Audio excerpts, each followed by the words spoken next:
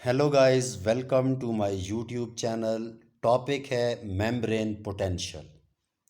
अब देखें membrane potential क्या है। Separation of unequal opposite charges across cell membrane.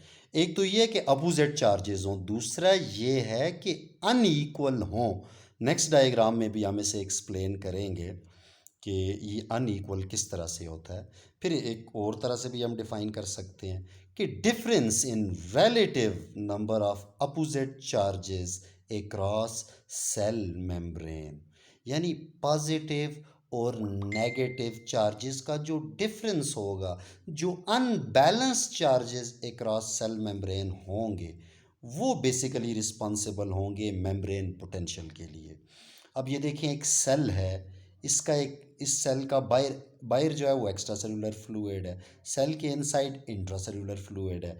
Intra cellular fluid में 5 पॉजिटिव और 5 नेगेटिव चार्जेस हैं। इसी तरह से ही एक्स्ट्रा सेलुलर फ्लूइड में भी 5 पॉजिटिव और 5 नेगेटिव चार्जेस हैं। जो आउटसाइड हैं 5 पॉजिटिव 5 नेगेटिव को बैलेंस कर रहे हैं, जो इनसाइड 5 पॉजिटिव हैं वो 5 नेगेटिव को बैलेंस कर रहे हैं। तो ये जो सेल मेम्ब्रेन होगी, ये जो है इलेक्ट्रिकली न्यूट्रल है, ये अनपोलराइज्ड है, इसके ऊपर कोई भी चार्ज नहीं है। तो अब देखें नेक्स्ट डायग्राम। अब हम ये चीज़ प्रूव करेंगे कि कैसे अनइक्वल अपोजिट चार्जेस रिस्पॉन्सिबल होते हैं मेम्ब्रेन पोटेंशियल के लिए। एक्स्ट्रा सेलुलर फ्लूइड में 10 पॉजिटिव हैं, 10 नेगेटिव हैं, यानी 5 नेगेटिव ने 5 पॉजिटिव को क्या कर दिया, बैलेंस कर दिया, न्यूट्रलाइज कर दिया। लेकिन अब जो एक्स्ट्रा सेलुलर फ्लूइड है, इस एक्स्ट्रा सेलुलर फ्लूइड में देखें ये अनबैलेंस्ड 5 आ गए जो सेल मेम्ब्रेन के पास चले गए। इसी तरह से जो इंट्रा सेलुलर फ्लूइड है, ये सेल का इंट्रा सेलुलर फ्लूइड है। इस इंट्रा सेलुलर फ्लूइड में ये जो 5 पॉजिटिव होंगे, इधर 5 नेगेटिव को न्यूट्रलाइज कर देंगे, बैलेंस कर देंगे। अब सेल के अंदर ये 5 नेगेटिव हैं, यानी ये जो बाहर पॉजिटिव हैं और जो अंदर नेगेटिव हैं, ये अनइक्वल चार्जेस थे जो अब सेल मेम्ब्रेन के अक्रॉस सेपरेट हुए हैं, और ये रिस्पॉन्सिबल होंगे मेम्ब्रेन पोटेंशियल के लिए। एक जो चीज़ याद रखने वाली है कि एक्स्ट्रा सेलुलर फ्लूइड में और इंट्रा सेलुलर फ्लूइड में बहुत सारे चार्जेस होते हैं, यानी चार्जेस की कंसंट्रेशन बहुत ज़्यादा होती है, लेकिन जो उनकी मेजॉरिटी होती है वो सेल के अंदर और सेल के बाहर बैलेंस्ड होते हैं, यानी वो एक दूसरे के इफेक्ट को न्यूट्रल करते हैं। जो चार्जेस मेम्ब्रेन पोटेंशियल के लिए रिस्पॉन्सिबल होते हैं, इनकी कंसंट्रेशन कम होती है और ये अनबैलेंस चार्जेस होते हैं। होपफुली आपको इस डेफिनेशन का तो पता चला होगा कि अनइक्वल अपोजिट चार्जेस की जो सेपरेशन होती है क्रॉस सेल मेम्ब्रेन, ये रिस्पॉन्सिबल होते हैं मेम्ब्रेन पोटेंशियल के लिए। अब जो है आपने ये याद रखना है कि एक्स्ट्रा सेलुलर फ्लूइड और इंट्रा सेलुलर फ्लूइड में मुख्तलिफ़ किस्म के चार्जेस हो सकते हैं आयंस की फॉर्म में। For example sodium ions, potassium ions, chloride ions, calcium ions, phosphates, proteins. लेकिन अब ये एक्स्ट्रा सेलुलर फ्लूइड में भी होंगे, इंट्रा सेलुलर फ्लूइड में भी होंगे। लेकिन एक्स्ट्रा सेलुलर फ्लूइड के जो मेजर आयंस हैं वो सोडियम और क्लोराइड आयंस हैं, और इंट्रासेलुलर फ्लूइड के जो मेजर आयंस हैं वो पोटाशियम और प्रोटीन्स हैं। आप याद रखें, सेल के अंदर जो प्रोटीन की सिंथेसिस होती है वो वो माइनो एसिड से होगी, और ये फिर प्रोटीन्स मैक्रोमोलिक्यूल्स बन जाएंगे, साइटोप्लाज्म में ट्रैप हो जाएंगे, तो इनके ऊपर नेगेटिव चार्ज होगा। अब देखें resting membrane potential. Actually membrane potential को ही रेस्टिंग मेम्ब्रेन पोटेंशियल कह दिया जाता है जब मेम्ब्रेन एट रेस्ट हो, यानी मेम्ब्रेन को कोई स्टिमुलस, यानी सेल को कोई स्टिमुलस आके स्टिमुलेट ना कर रहा हो, in the absence of foreign stimulus, membrane potential is called as resting membrane potential. यानी जब मेम्ब्रेन एट रेस्ट है, there is no net movement of charges or ions across the membrane, और कोई भी स्टिमुलस नहीं है, तो उस वक्त मेम्ब्रेन पोटेंशियल को रेस्टिंग मेम्ब्रेन पोटेंशियल कह देंगे। जिस तरह से एक नर्व सेल न्यूरॉन का मेम्ब्रेन पोटेंशियल जो होता है वो होता है 70 मिली वोल्ट, यानी मैग्नीट्यूड 70 है। अब मैग्नीट्यूड के साथ जो भी साइन होगा ये कन्वेंशन है, ये हमेशा इनसाइड को शो करता है। यानी अगर यहाँ पे +70 होता तो फिर भी हम कहते हैं कि इनसाइड जो है वो मोर पॉजिटिव है और आउटसाइड नेगेटिव है। अब ये वैल्यू जो के साथ जो नेगेटिव चार्ज है ये शो कर रहा है कि इनसाइड नेगेटिव है और आउटसाइड क्या है, पॉजिटिव होगी। अब ये सेल्स में जो मेम्ब्रेन पोटेंशियल होता है, बेसिकली ये पोटेंशियल डिफरेंस है। फिर इसी पोटेंशियल डिफरेंस की वजह से इलेक्ट्रिकल सिग्नल्स जनरेट होते हैं जिन्हें हम नर्व इम्पल्सेस भी कहते हैं। तो इसका मैग्नीट्यूड बहुत कम है, ये जो -70 है, क्योंकि ये मिली वोल्ट्स में 1 volt is equal to 1000 volts, और 1 volt is 1000 part of a volt, part of a volt, 1/1000 volts. यानी सेल मेम्ब्रेन के क्रॉस जो पोटेंशियल डिफरेंस होता है, जो वोल्टेज होती है, वो बहुत कम होती है। अब जो है सेल मेम्ब्रेन्स के ऊपर ये चार्ज कैसे आता है, सेल मेम्ब्रेन्स के ऊपर ये पोटेंशियल जो ग्रेडियंट आता है, या ये जो एक पोटेंशियल डिफरेंस आता है, ये क्यों डेवलप क्यों होता है, ये पोलराइज्ड क्यों हो जाती हैं।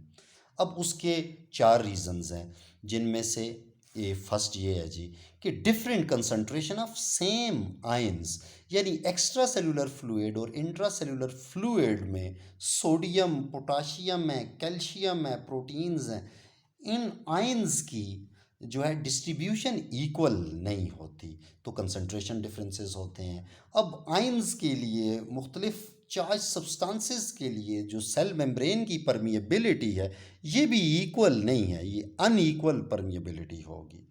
और इसी तरह से जो नेगेटिवली चार्ज्ड प्रोटीन्स हैं, जो अमीनो एसिड से जिनकी सिंथेसिस हुई है, ये इन साइड पे क्या हो जाते हैं, ट्रैप हो जाते हैं। जब हम -70 कहते हैं तो हम कहते हैं कि -70 मिली वोल्ट का ये मतलब है inside is more electronegative as compare to outside.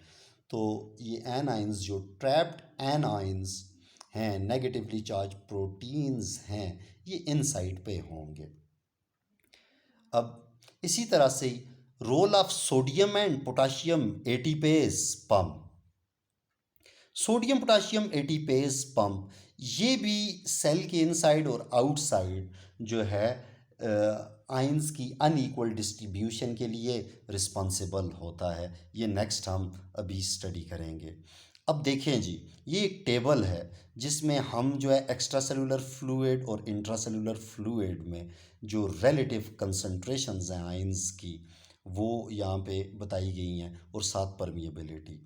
जो एक्स्ट्रा सेलुलर फ्लूइड है, पहले भी मैंने आपको मेजर आयंस बताए हैं एक्स्ट्रा सेलुलर फ्लूइड के, वो सोडियम और क्लोराइड हैं, और इंट्रा सेलुलर फ्लूइड के जो मेजर आयंस हैं वो पोटाशियम और एनाइंस हैं। एक्स्ट्रा सेलुलर फ्लूइड में जो कंसंट्रेशन है सोडियम की वो 150 millimoles per litre of cytoplasm. Extra cellular fluid में sorry extra cellular fluid, extra cellular fluid में 150 millimoles per litre of extra cellular fluid, और इंट्रा सेलुलर फ्लूइड में 15 millimoles per litre of cytoplasm. इसी तरह से potassium जो है ये एक्स्ट्रा सेलुलर फ्लूइड में कम होगा, इंट्रा सेलुलर फ्लूइड में इसकी कंसंट्रेशन ज़्यादा होगी। प्रोटीन्स एक्स्ट्रा सेलुलर फ्लूइड में नहीं होंगे। एक्स्ट्रा सेलुलर फ्लूइड में जो इनकी इंट्रा सेलुलर फ्लूइड में जो कंसंट्रेशन है वो है 65 मिलीमोल्स पर लीटर। अब परमिएबिलिटी, क्योंकि ये लार्ज मालिक्यूल्स हैं, प्रोटीन्स तो अक्रॉस द मेम्ब्रेन मूव ही नहीं करते, तो ज़ीरो परमिएबिलिटी। लेकिन आप यहाँ पे देखें पोटासियम के लिए सेल मेम्ब्रेन की परमिएबिलिटी 70 to 75 टाइम्स ज़्यादा है। सिंपली अगर आप कहें कि अगर एक आयन सोडियम का मूव कर रहा है तो उसके कंपैरिजन में पोटासियम के आयन्स जो सेल मेम्ब्रेन को क्रॉस कर रहे होंगे वो 70 to 75 आयन्स होंगे। तो सेल मेम्ब्रेन की परमिएबिलिटी पोटासियम के लिए क्या होती है, ज़्यादा होती है। उसका रीज़न ये होता है, जो ओपन चैनल्स होती हैं जिन्हें हम लीक चैनल्स कहते हैं, जिनके साथ कोई गेट नहीं होता, ये न्यूरॉन सेल्स, नर्व सेल्स के पास ज़्यादा होती हैं। अब जिस तरह से ये role of sodium potassium ATPase pump बताया था, इसमें जो ट्रांसपोर्ट होगी, क्योंकि एटीपेज पंप है और with the expenditure of energy transport होगी और अगेंस्ट द कंसंट्रेशन ग्रेडियंट होगी। जिस तरह से सोडियम की कंसंट्रेशन जो है वो सेल के बाहर ज़्यादा है, सेल के अंदर तो सोडियम कम है, लेकिन for every 3 sodium that goes out of the cell, every 3 sodium that goes out of the cell, 2 potassium ions move inside. अब देखें, पोटासियम भी अगेंस्ट द कंसंट्रेशन ग्रेडियंट आया है, क्योंकि सेल के अंदर जो है वो पोटासियम ज़्यादा है, सेल के बाहर कम है, तो ये against the concentration gradient move करेंगे, लो कंसंट्रेशन से हाई कंसंट्रेशन। इसी तरह से ही बाहर जो एक्स्ट्रा सेलुलर फ्लूइड में सोडियम ज़्यादा है, तो सोडियम जो है वो अपनी जो है लो कंसंट्रेशन से हाई कंसंट्रेशन की तरफ गए हैं। इधर एक और जो इम्पॉर्टेंट चीज़ है वो ये है कि सोडियम के पास भी positive charge, unit positive, potassium के पास भी यूनिट पॉजिटिव, यानी 3 पॉजिटिव जो बाहर गए हैं उनके अगेंस्ट जस्ट 2 पॉजिटिव इनसाइड आए हैं, तो जिसकी वजह से अंदर नेगेटिविटी बढ़ेगी, क्योंकि 3 पॉजिटिव जो बाहर गेन के लिए 3 ही पॉजिटिव अंदर आते, तो फिर ये न्यूट्रल इफेक्ट था।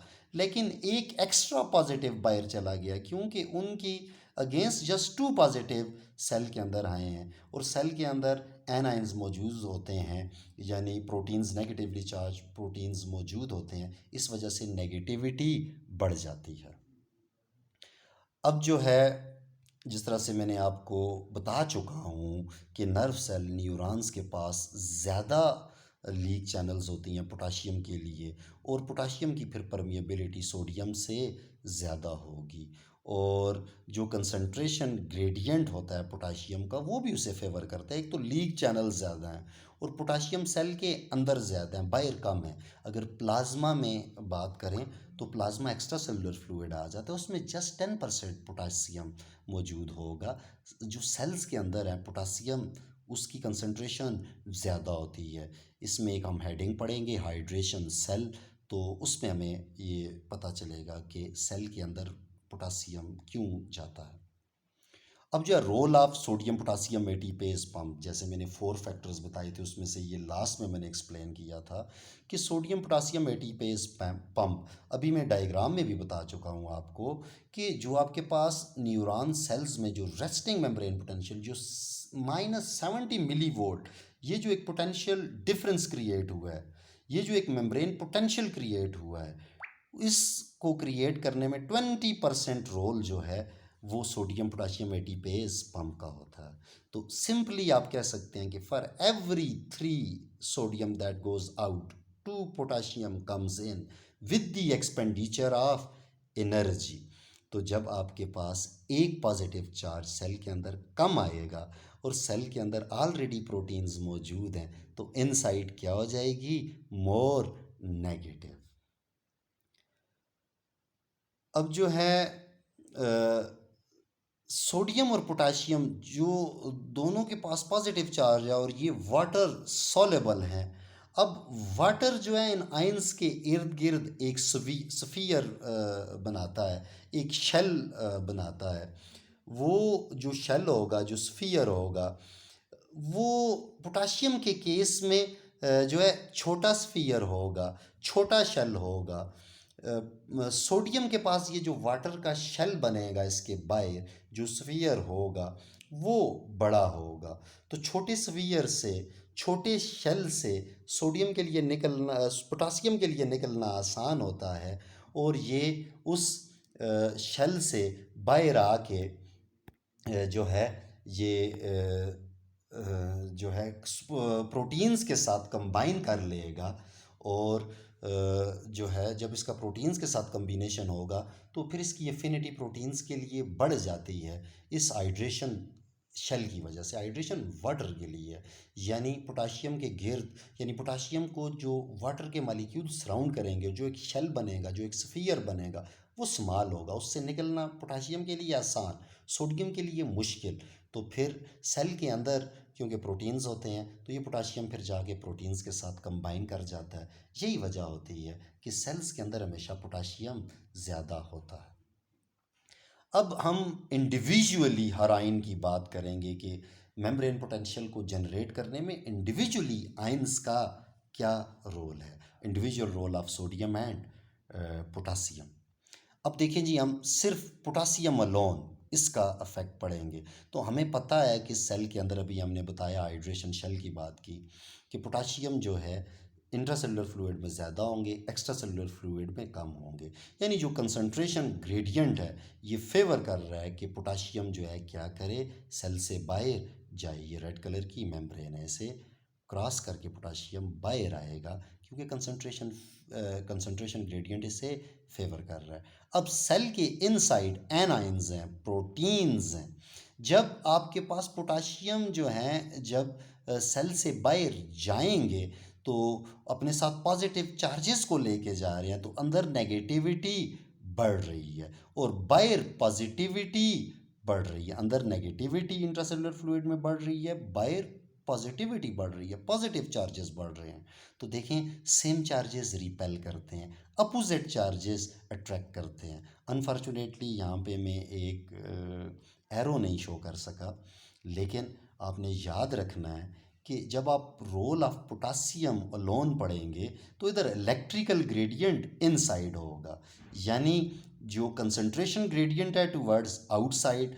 जब अंदर नेगेटिव चार्जेस बढ़ रहे होंगे, बाहर पॉजिटिव चार्जेस बढ़ रहे होंगे, तो फिर इलेक्ट्रिकल ग्रेडियंट जो है इनसाइड होगा। तो जब ये कंसंट्रेशन ग्रेडियंट और इलेक्ट्रिकल ग्रेडियंट एक दूसरे को काउंटर बैलेंस कर दें, एक दूसरे के इफेक्ट को कैंसिल कर दें, उस वक्त नेट मूवमेंट नहीं होती। नेट मूवमेंट का ये मतलब है, अगर चार पोटासियम बाहर जा रहे हैं और चार ही पोटासियम सेल के अंदर आ रहे हैं, तो नेट मूवमेंट कोई नहीं हुई।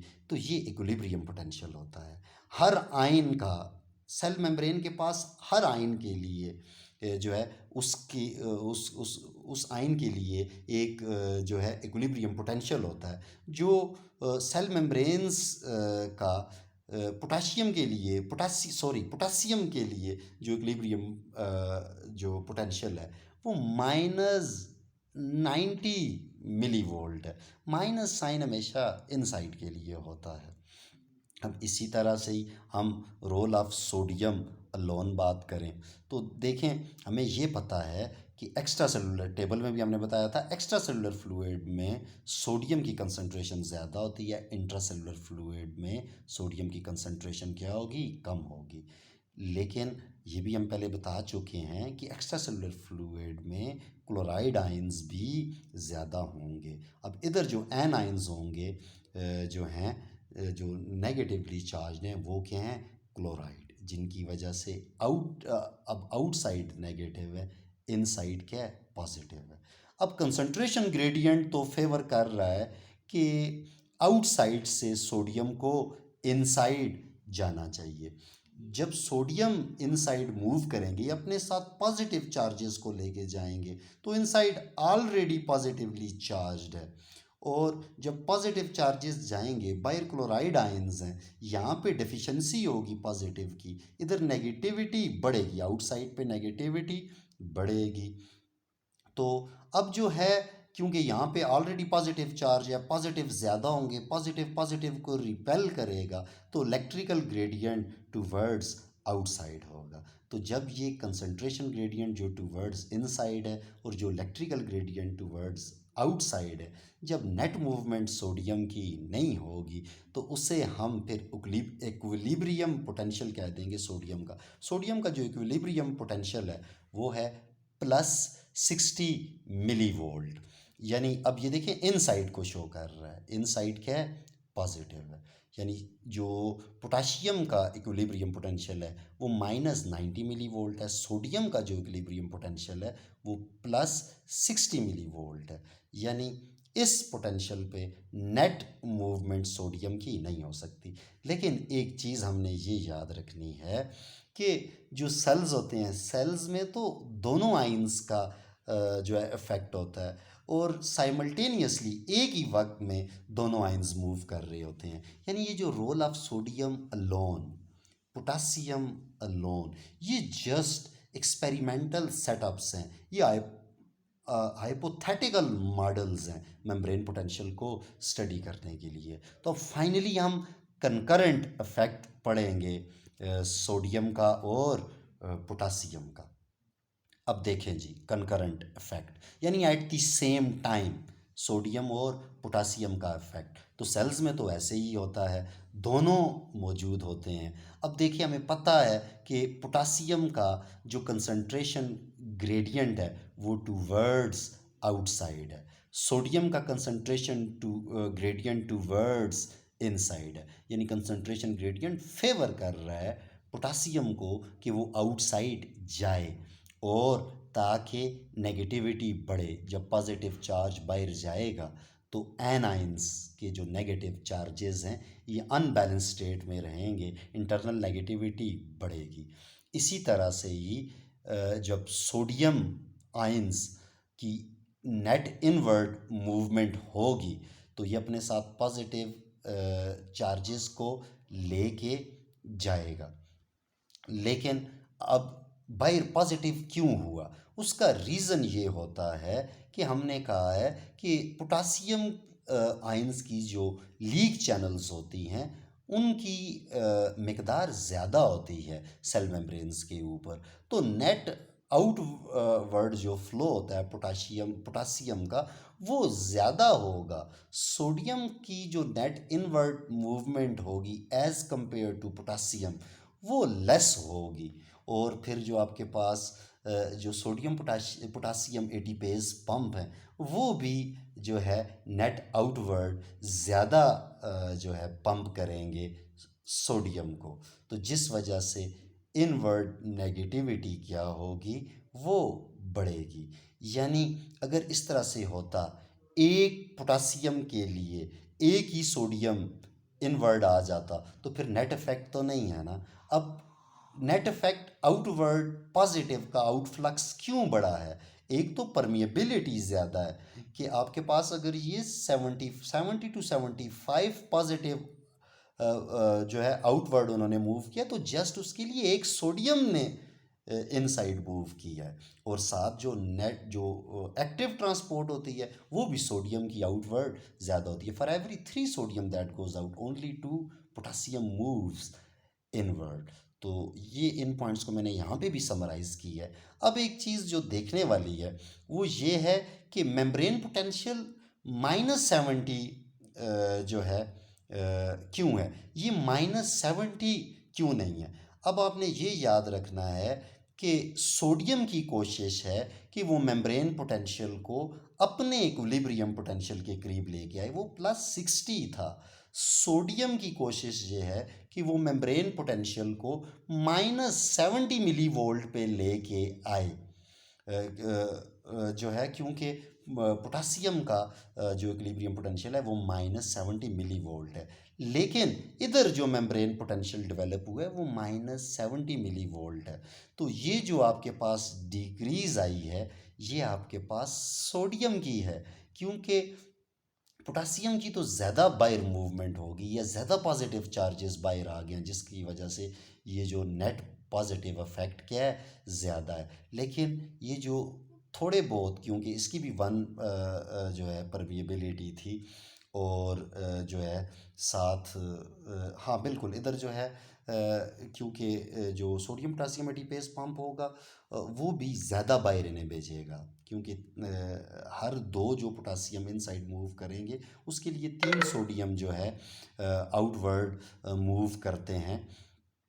तो और जो है जो बहुत ज़्यादा पोटासियम बाहर आए हैं, कुछ सोडियम ने उस इफेक्ट को कैंसिल आउट की है। इसी वजह से जो आपके पास मेम्ब्रेन पोटेंशियल है वो -70 नहीं हुआ बल्कि -90 डेवलप हुआ है। अब जो है एक इक्वेशन ऐसे नरनेस्ट इक्वेशन कहा जाता है, जो एक मैथमेटिकल एक्सप्रेशन है इक्विलिब्रियम पोटेंशियल के लिए। 61 कांस्टेंट है, जेड ये जिस आयन की आप बात कर रहे हैं, फॉर एग्जांपल आप सोडियम के इक्विलिब्रियम पोटेंशियल की बात करते हैं, आप जो है पोटासियम के इक्विलिब्रियम पोटेंशियल की बात करते हैं, तो ये चार्ज है, दोनों के केस में ये वैल्यू 1 हो जाएगी। अब सी नॉट जो है ये concentration of particular ion in extracellular fluid that is outside the cell, और सी आई ये कंसंट्रेशन ऑफ आयन है इनसाइड द फ्लूइड। तो टेबल में कंसंट्रेशंस दी गई हैं, आप यहाँ पे कंसंट्रेशंस पुट करें, और सोडियम और पोटासियम दोनों का जो चार्ज है वो यूनिट पॉजिटिव है, तो आपके पास ये वैल्यूज़ -90 और +60 आ जाएंगी। नर्नेस्ट इक्वेशन बेसिकली एक मैथमेटिकल एक्सप्रेशन है इक्विलिब्रियम पोटेंशियल्स के लिए। होपफुली आपको इस वीडियो के बाद जो है आइडिया हुआ होगा मेम्ब्रेन पोटेंशियल का। तो आपसे रिक्वेस्ट है कि आप चैनल को लाइक करें, सब्सक्राइब करें और शेयर करें। इंशाल्लाह नेक्स्ट टाइम हम इन चीज़ों की इम्पोर्टेंस की बात करेंगे, और फिर हम चेंज इन मेम्ब्रेन पोटेंशियल की बात करेंगे, जिसे हम नर्व इम्पल्स कह देते हैं, कि जब रैपिड और चेंजेस होती हैं विद रिस्पेक्ट टू टाइम, बहुत कम टाइम में बहुत रैपिड जब चेंजेस आ जाती है मेम्ब्रेन पोटेंशियल में, उन्हें इलेक्ट्रिकल सिग्नल्स कह दिया जाता है, नर्व इम्पल्स कह दिया जाता है। तो नेक्स्ट टॉपिक हमारा ये होगा। थैंक यू जी, थैंक्स अ लॉट।